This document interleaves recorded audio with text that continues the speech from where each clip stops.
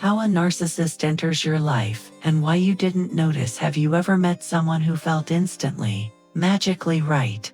Not just a good match, but a soulmate connection so intense, so immediate, that it made you wonder if all your past relationships were just placeholders. This is the paradox we need to talk about. You think you met the love of your life in a cozy coffee shop or online, but what if you actually met the most convincing, dangerous performer of your entire life? This isn't about dating advice. This is about understanding the blueprint of emotional manipulation. The truth is, the most devastating connections don't start with red flags. They start with green lights that blind you. We're going to pull back the curtain on the 13 critical steps a narcissist takes to invade your life, and why your kind heart was the very thing that made you susceptible. By the end of this video, you won't just see the red flags. You'll understand the entire strategy. You will gain the power to break free from the cycle, not by changing them, but by finally choosing you. The event of entry, the performance, and the search for supply. The arrival of a narcissist into someone's life is never a quiet, modest event. It's a high-stakes performance, a dramatic theatrical entrance. They glide in with an exaggerated sense of self-importance, wearing a false mask meticulously crafted to secure what they desperately need: constant attention and admiration, narcissistic supply. Think of them not as a date, but as an actor stepping onto a stage, shoulders back and utterly certain that they are inherently worthy of occupying the entire space and every thought within it. They seek to overwhelm, to instantly make the recipient feel that the universe has finally aligned just for the two of them, often confusing this invasive brightness with a genuine miracle. This initial overwhelming presence is driven by an underlying severe insecurity, which they conceal beneath an exterior of superficial charisma and confidence. They understand, on a primal level, that to get the adoration they need, they must first present themselves as something bigger than life, a shining answer to the recipient's deepest, unspoken prayers for connection. This isn't just a first impression. It's a strategic operation aimed at immediately capturing and holding attention, positioning themselves as the undeniable, central focus of the new narrative. It is the calm certainty of a hunter who knows their prey is magnetically drawn to the light they project. When the narcissist sits down, there is no polite, superficial small talk about the weather or traffic. They dive immediately into the deep, existential questions, seeking the roots of a person's wounds, dreams, and formation. They aren't trying to bond. They are subtly, surgically seeking out the hidden vulnerabilities and deep-seated desires that they can later exploit. By focusing a laser-like hypnotic attention that makes the recipient feel intensely seen for the first time, they begin to build a dependency on this radical validation. But if they are so profoundly insecure, and so empty inside, how do they sustain this intense facade to secure the commitment they crave? The love bombing phase, intensity and the illusion of destiny. The moment the narcissist senses a hook, they immediately initiate phase 2, the love bombing. This isn't normal courtship. It's an emotional saturation, a deliberate and intense flood of attention that feels like a shortcut to deep connection. Messages arrive ceaselessly, plans are made for every free moment, and the pace accelerates from 0 to 100 in a blur of urgency and affection. This overwhelming speed is precisely the point. It's designed to bypass your logical mind, preventing you from pausing and asking the critical, necessary question: is this speed healthy or sustainable?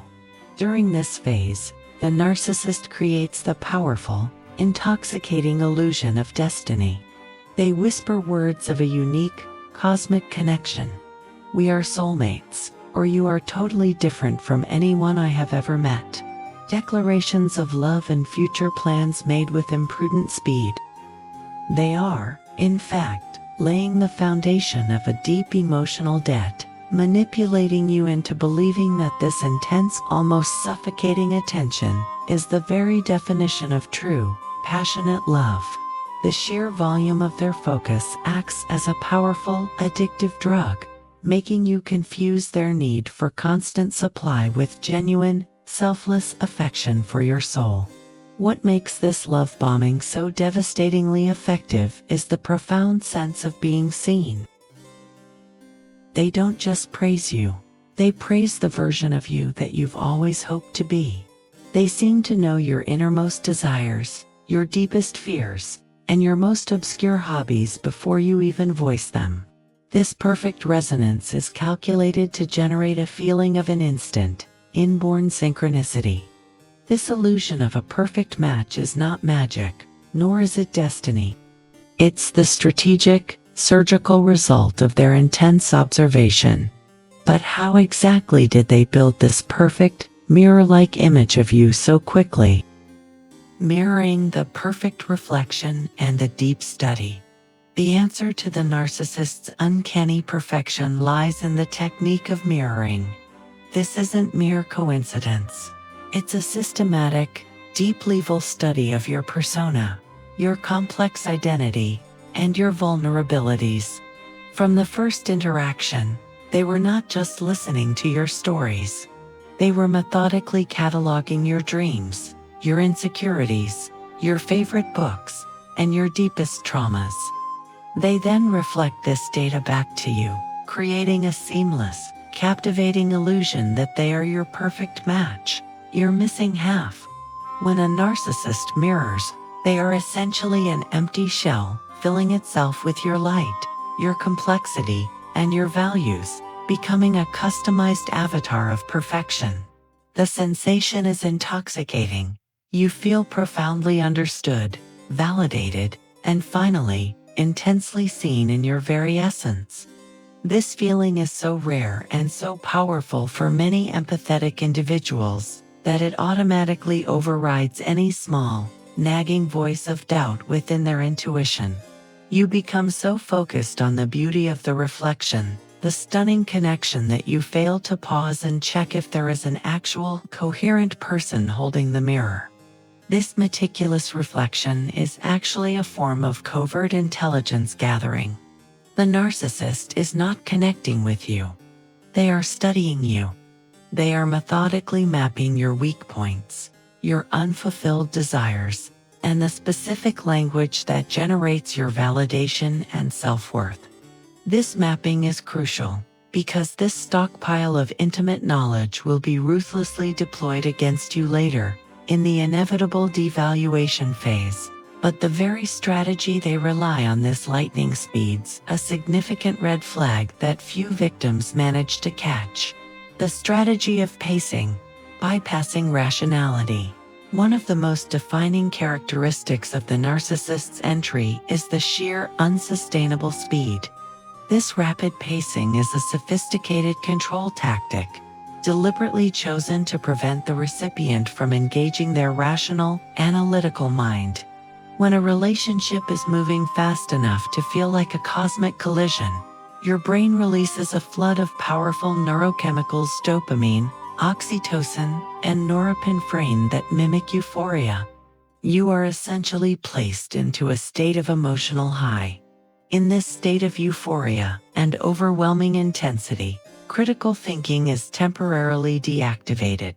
You might recognize intellectually that this is too fast, but the emotional high, the constant flow of attention and validation screams louder. Don't question this. Don't risk losing this miracle. The speed itself becomes the primary tool of manipulation, bypassing caution by ensuring you never have enough distance or time to evaluate the situation objectively or consult outside perspectives. This deliberate acceleration serves to immediately isolate you within the intensity of the relationship, making the narcissist the single source of your emotional fulfillment. They are racing against the clock before the mask inevitably cracks. The faster they establish the bond and create the emotional debt, the harder it will be for you to leave later, even when the cracks show. However, even the most skilled performers cannot maintain perfection, and soon, you will witness the first terrifying glimpse behind the mask. The cracks in the mask, the first test, and the looming threat. The love-bombing phase cannot last, and soon the narcissist initiates the first test. This boundary test usually occurs when you place a small, perfectly reasonable boundary. You need a night alone, or you gently question a contradictory statement they made. This is interpreted by the narcissist not as a healthy behavior, but as a direct challenge to their absolute authority and their supply flow. You will then witness the first crack in the mask. The shift is momentary but jarring. It might be a flash of coldness, a sudden look of calculated contempt, or a passive-aggressive remark that leaves you feeling stunned and unsettled. This small act of yours, a subtle pushback, is met with a response designed to inflict maximum emotional cost for minimal dissent. Instead of respectful communication, they deploy emotional withdrawal or a dramatic show of feigned hurt. This confirms their suspicion that you are a separate, autonomous entity, which they despise. This emotional withdrawal is often accompanied by a looming threat, a suspended statement, or a veiled suggestion of departure, such as, "I thought we had a rare connection, but if you're pulling away, ... This is the deliberate threat of losing the intense, perfect connection you believe you have found. The shock and panic you feel is immediate and disproportionate, forcing you to confront the next stage of the abuse cycle, the need to repair the connection you just unintentionally broke. The withdrawal of validation, the narcissistic injury. When the threat is deployed, the narcissist is reacting to a narcissistic injury, the trauma of having their fragile ego punctured by your independence. Their reaction is not about understanding your boundary. It's about extinguishing the threat to their superiority. They will either lash out with cold, calculating rage, or withdraw all affection and validation completely, using silence and distance as a punishment tool. The purpose is to make you feel the imminent loss of the relationship's manufactured perfection. The result of this calculated punishment is instant and devastating. The empathetic victim almost always immediately retracts the boundary and apologizes, often for the narcissist's own transgression. You desperately choose to believe the narrative that you are the one sabotaging the connection with your fear or self. This immediate surrender is a critical victory for the narcissist, because it confirms two things. 1. You value their presence more than your own self-respect, and 2. You are highly exploitable and compliant. This act of giving in seals the emotional debt, effectively demonstrating your permissiveness to future mistreatment, setting the stage for the devaluation phase. You have successfully been trained to associate setting a boundary with immediate searing pain, and compliance with the return of the temporary love. But if these behavioral red flags, the threats, the speed, the mirroring were so apparent, why do good, kind people, like the empathetic victim, repeatedly miss them? Why you didn't see it? The empath's vulnerability, the painful late-night question that haunts survivors is always, how did I not see it? Let me be clear, it was not your fault. You were specifically targeted because narcissists are experts in disguise, camouflaging their true intentions beneath charm and a facade of humility. They seek out highly specific people, those who are intrinsically empathetic and permissive, who grant endless second, third, and fourth chances, believing fiercely in the possibility of redemption. Your greatest human strength, your kindness, your compassion, and your unwavering belief in the good in others is, Tragically, the vulnerability they expertly exploit. If you have a large, generous heart and a tendency to self-sacrifice for the needs of others, you are a primary target. They are looking for people who will allow them to maintain the full cycle of idealization, devaluation, and discard, because they are fundamentally incapable of self-regulation or empathy. The most successful camouflage of all is the belief that you, the empathetic person, must always be understanding, always provide the benefit of the doubt, and never judge hastily. This moral framework, taught from childhood, becomes a gaping vulnerability. The narcissist takes this moral high ground and uses it to justify their actions and make you rationalize their cruelty. You didn't see it because it was not for you to see until the disguise became too heavy to hold. The familiarity trap. Confusing chaos with love. There is often an even deeper, more complex layer at play: the haunting sense of familiarity. For many empathetic people, especially those classified as codependents, the dynamic of extreme, intense love, followed by sudden, cold withdrawal, feels strangely normal. They may have come from the same environment that creates narcissistic childhood of inconsistent attachment, where love was conditional and approval had to be perpetually earned. Your body, in a conditioned reflex, doesn't scream danger, flee, when the emotional roller coaster begins, but rather whispers, I know this dance. I know the rhythm of inconsistency. I know the emotional language of this chaos, and I can handle it. This is the trauma-based wiring of equating high emotional intensity and chaos with the deep, visceral feeling of love and connection. You mistake the turbulent waves of intermittent reinforcement for the passion of true intimacy. This familiarity trap explains why your rational mind says, this is too fast, but your heart demands, don't let this connection go. You are not repeating a pattern out of choice. You are responding to an old, deeply etched neural pathway. The narcissist's erratic behavior, which should push you away, paradoxically draws you in because, on a deep, primal level, it reminds you of the constant struggle for love you experienced in your formative years. The attempt to correct the past trauma. This deep familiarity leads to the cruelest subconscious trap of all: the attempt to correct an old, unmet childhood wound. You aren't seeking out dysfunction. You are desperately trying to finally be good enough or patient enough to win the consistent love you were denied in your past, hoping to finally heal the old rejection or abandonment trauma with a new person. The narcissist, in their grandiosity, seems like the perfect, powerful figure, capable of granting this long-awaited validation. You choose to endure the abuse and the confusing distance, because a wounded part of you thinks, if I can just fix this one, if I can just love this powerful person enough to make them stable and consistent, then I will prove that I was always worthy of love.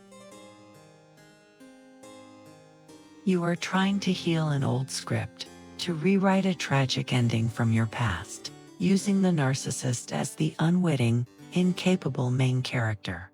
This puts an unbearable pressure on the relationship and on yourself. The tragic reality is that the narcissist cannot fulfill this role. They are operating from their own unhealed, deep narcissistic wound, and are only capable of exporting their pain and demanding supply. They can only see you in terms of the function you fulfill for them, not the person you are. The hope that they will finally love you the way you need to be loved, thereby fixing your past, is the ultimate illusion you must willingly release. The true purpose of the love bombing, creating emotional debt. Let us return to the love bombing phase, but this time with brutal clarity. It was never about love. It was a highly calculated investment. It's true, insidious purpose was to create an overwhelming emotional debt. The narcissist poured excessive attention, validation, and grand promises onto you, strategically investing in your desperate hope for the ideal future. This investment created a heavy, unspoken burden of obligation. Now, as the devaluation phase inevitably begins, you feel morally obligated to endure the abuse. Your inner monologue screams, "How can I complain or walk away after they gave me so much? After they made me feel so special? I owe them patience for that golden period." This sense of owing them is the handcuff. You are psychologically imprisoned by the memory of the intense, perfect attention you received in the beginning, viewing it as collateral for the cruelty you face now. This emotional debt forces you into silence and submission, making you constantly rationalize their coldness and lack of empathy. You clutch onto the memories and the pictures of the perfect beginning, clinging to the illusory hope that the Prince Charming version will return if you just try harder. The cruelty lies in the fact that the debt they created is impossible to repay, locking you into a loop of performance and compliance. The vicious cycle, trauma bonding and false hope. The most damaging effect of this cycle is the development of trauma bonding. This isn't just sadness, it's a vicious, physiological addiction to the pattern of abuse, followed by temporary affection. When the narcissist withdraws their love, and then intermittently throws you a crumb of validation or kindness, your brain registers this unexpected reward as a massive surge of dopamine, the addiction chemical. This intermittent reinforcement is far more addictive than consistent love. It trains your body and mind to constantly crave the high of the idealization phase, ensuring you stay desperately engaged in the cycle. The anticipation of the reward, the fleeting hope that the perfect partner will return, keeps you running back, confusing trauma with profound connection. You become viciously addicted to the emotional roller coaster itself. To break the trauma bond, you must understand that the hope you cling to, the hope that things will go back to the golden days, is chemically programmed, not logical. That intermittent affection is simply the narcissist ensuring their supply line isn't cut off completely. You are not waiting for a person to return. You are chasing a drug that they administer, making the painful realization that the ideal version was merely a function of your deepest needs all the more vital. The unmasking, the non-existent persona. This brings us to the most painful truth you must accept. The Prince Charming or soulmate version you are waiting for never actually existed. The beautiful, intense illusion was merely a phase in the abuse cycle. A perfectly played role designed to capture an emphatic and permissive victim. The version you fell for was a mask, a highly detailed construct of your own desires, meticulously assembled during the mirroring phase. The narcissist cannot sustain the intense demands of being your ideal self. The mask is exhausting and eventually slips, revealing the cold emptiness beneath. Your disappointment is inevitable, not because you failed to be good enough, but because the image the narcissist projected was fundamentally unreal. They relate to you based on the function you fulfill, your role as supply, not on your actual being or genuine affection. The strength required for healing lies in accepting this stark reality. You were not abandoned by the love of your life. You were abandoned by a character who finished their performance. Your mourning should be for the dream they sold you, and for the time you lost, not for the person they pretended to be. Once you accept that the character has left the stage, you can finally reclaim your own authentic identity. The path to healing. Seeing the pattern and choosing yourself. If you are recognizing this exact painful pattern in your life, The first and most critical step is simple. Breathe. Understand that seeing the pattern now does not mean you failed to see it before. It means you are finally ready to see it. This realization is not a moment of shame, but a profound act of personal growth and strength. You were not weak. You were simply a genuine person whose empathy was weaponized by a master manipulator. The truth that will anchor your healing is that the problem was never you. You had normal, legitimate human needs for respect and consistent love. The narcissist could not provide this, not because of your value, but because they are fundamentally broken in their ability to truly connect and relate to the world. You must stop making excuses for their cruelty. Stop rationalizing the abuse. And stop waiting for the idealization phase to magically return. The version you are waiting for does not exist. Healing begins the moment you name the pattern for what it is: manipulation, abuse, narcissism, and actively choose yourself and your peace. True, healthy love develops slowly, patiently, and consistently. It honors you with time and space, and it doesn't demand that you lose yourself to find it. Your future is not defined by this trauma. It is defined by the courageous decision to choose authenticity, to honor your boundaries, and to walk toward the life that is rich and satisfying on the other side. This is your turning point. Conclusion: you now hold the map. You understand the strategy, the entry, the love bombing, the mirroring, the insidious debt. This knowledge is not a passive tool. It is a profound catalyst for change. The question is no longer, how did I not see it? But what will I do now that I do see it? The narcissist's cycle repeats ad infinitum unless you interrupt it. You must choose to stop trying to heal an old wound with a new, destructive person. Your pain is valid, but your destiny is not to be defined by their dysfunction. Will you continue to choose the familiar chaos, or will you choose the difficult, radical, healing path of peace and authenticity? Will you honor your body's persistent feeling of tension, the quiet scream in your gut that says something is wrong, and finally listen to it? Or will you keep holding on to the illusory hope that a perfect actor will return? The freedom you crave, the life where you are genuinely seen and consistently loved, begins with one choice: the no contact rule. It starts with accepting that the person you fell for was a performance, and that you deserve genuine love, not conditional affection. If this message resonated, if you felt that tightening in your chest because you saw your own story unfold, then you are ready to change. Don't let this wisdom just be information. Let it be transformation. Hit the subscribe button and ring that notification bell, because in our next video, we dive deep into the devaluation phase, gaslighting, the smear campaign, and the trauma bonding trap. You need the rest of the map to navigate your exit. Choose your healing. Choose you.